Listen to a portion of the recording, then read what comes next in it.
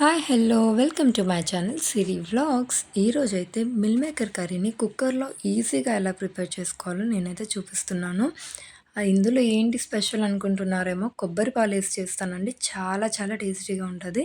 ముందుగా కుక్కర్లో కొంచెం ఆయిల్ వేసుకొని జీలకర్ర, అలానే ఉల్లిపాయలు, పచ్చిమిర్చి, కరివేపాకు వేసి కొంచెం ఫ్రై అయిన తర్వాత టమాటో వేసుకొని అందులోనే కొంచెం పసుపు, సాల్ట్ వేసి టమాటో సాఫ్ట్ అయ్యే వరకు మూత పెట్టి మగ్గనివ్వండి. టమాటో సాఫ్ట్ అయిన తర్వాత అందులోనే మిల్ మేకర్ని కూడా వేసేసి అది కూడా ఒక 2 మినిట్స్ ఫ్రై చేసుకోండి. అది ఫ్రై అయిన తర్వాత అందులో కొంచెం కారం వేయండి. మీకు ఎంత కారం అయితే తింటారో అంత కారం ఒకేసారి వేసేసుకోండి. అందులోనే కొంచెం ధనియాల పొడి కూడా వేసాను నేను.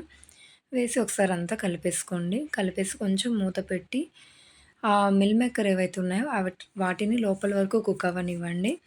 ఆ తర్వాత ఒక పచ్చి కొబ్బరి ముక్క తీసుకొని దాన్ని మిక్సీలో మెత్తగా పేస్ట్‌లా చేసేయండి. దాన్ని ఫిల్టర్ చేయాల్సిన అవసరం ఏం లేదు. అలానే వేసేసుకోండి. చాలా అంటే చాలా బావుంటది.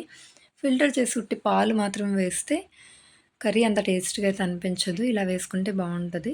చూసారు కదా! పాలు వేసిన తర్వాత కొత్తిమీర, అలానే కొంచెం కసూరి మేతి కూడా వేశాను. ఒక 3 విజిల్స్ పెట్టేసి ఆఫ్ చేసేయండి.